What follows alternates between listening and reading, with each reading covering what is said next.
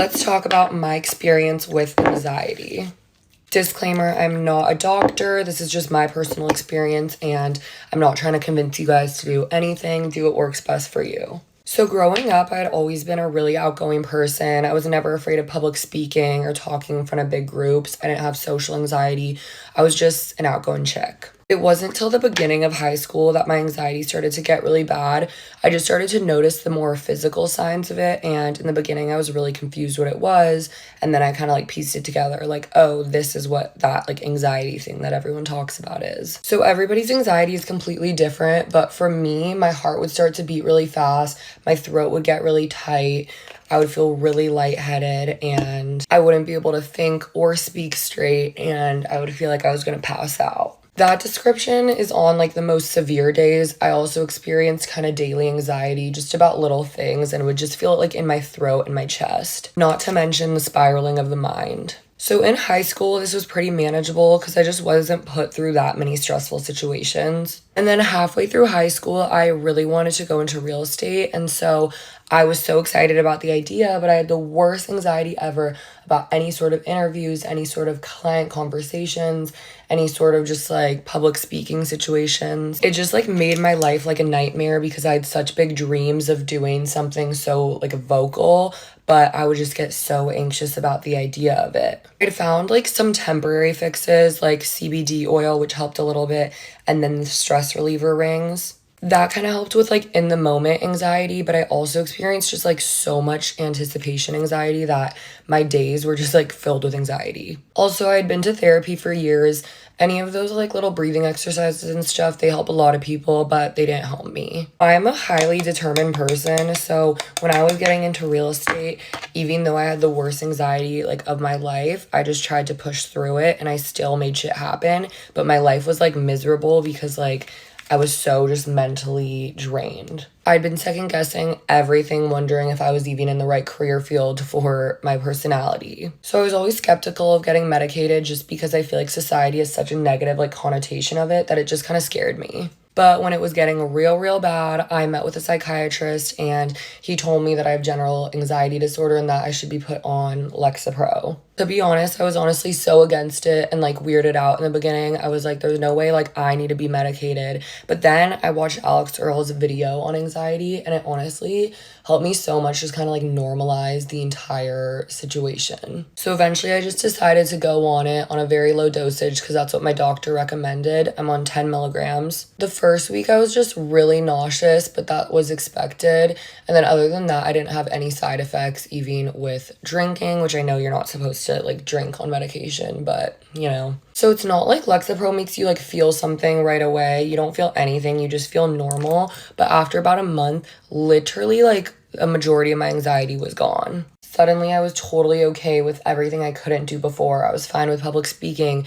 I was fine with interviews. I was fine with client meetings. And of course, I still feel some forms of anxiety, but it has been minimized so much day to day. And I think there's this assumption that Lexapro makes you numb. For me personally, it did not make me numb to anything other than my anxiety. Anyways, Lexapro fully changed my life. I'm not trying to put this on anybody.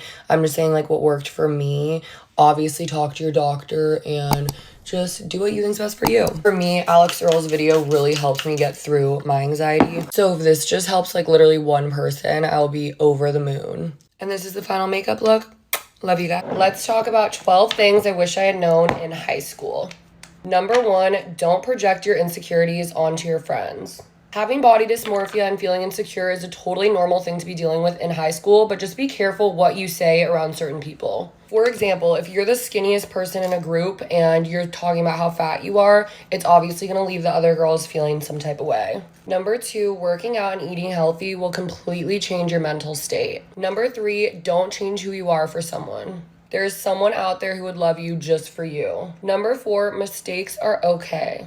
Think back to all the mistakes you've made. Every single one of them has shaped who you are today. Number 5, get out of a controlling relationship. Staying with a controlling man is not worth ruining your high school years. Number 6, please do not overdo Facetune. I will literally look back at pictures from high school and be appalled by my behavior. Number 7, keep your relationship as private as possible. When I was younger and me and my boyfriend were having problems, I used to tell everyone about those problems and then I would regret it because everyone and their mother would have opinions on my relationship. Number 8, have a one-time ask rule in your relationship. This means that you should only have to ask your partner to respect one of your boundaries once. After that one time of asking, you should never have to ask again because that proves that he doesn't respect your boundaries. Number 9, whatever seems like the biggest problem in your life right now, you aren't even going to remember next year. Number 10, stop hanging out around people that aren't proud of you and aren't happy for your successes. Number 11, if girls are talking shit about you and spreading rumors, it's most likely because they are jealous. Number 12, always choose quality friends over quantity. Having a ton of distant friends doesn't mean shit if you don't have friends that truly get you and care about you. Let me know if you guys want a part 2.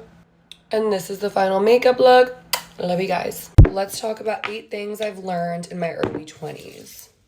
Number 1, it's okay to let people out of your life that aren't serving a purpose for you anymore. Your early 20s are when you're finally becoming like a young adult and you're experiencing what it's like to actually find out your true identity. And so sometimes that means leaving people behind that don't serve you a purpose anymore. Number 2, not everyone is going to be on the same page as you. Everybody's navigating things at different paces, so don't be comparing yourself to other people. Some people are going to have their whole career set. Other people are going to be living at home with their parents. It's okay. People around you can totally help motivate you to do better, but you shouldn't be comparing yourself to them and making yourself feel worse or even better about yourself. Number 3, obviously you want to focus on your career. However, it's so important to focus on being young and just take advantage of your prime time. Absolutely be disciplined and have goals and reach those goals, but you can also go on trips with your friends and go have late nights out, you know? It's your youth and you want to look back and remember how much fun you had. Like, think about all the fun, crazy stories you want to tell your kids when you're older about how you randomly hopped on a flight to Europe and who knows what happened. Number 4, quality friends over quantity friends any day. I feel like in high school and college, a lot of people have the ideology that the more friends you have, the more popular you are and the better you are. But the older you get, you just start to realize that you just want to have like a solid 1 to 5 friends that you are absolutely obsessed with and adore and would do anything for you,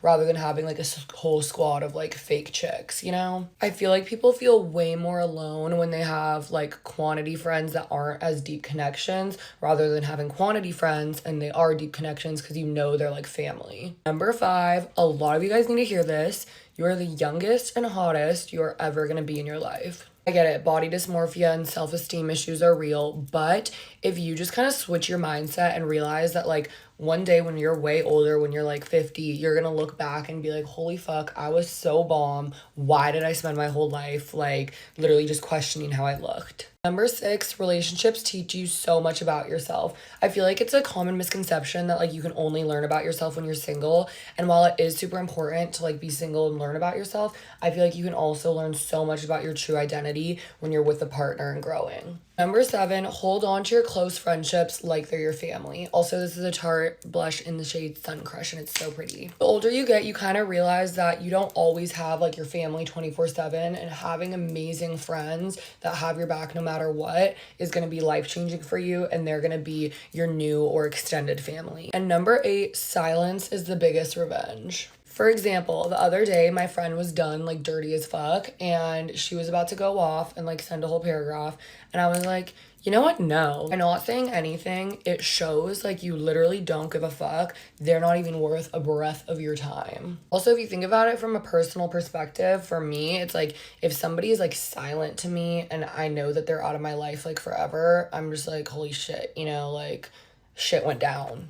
Gonna wrap up the makeup real quick. And this is the final makeup look, super natural. Let me know if you guys want part 2.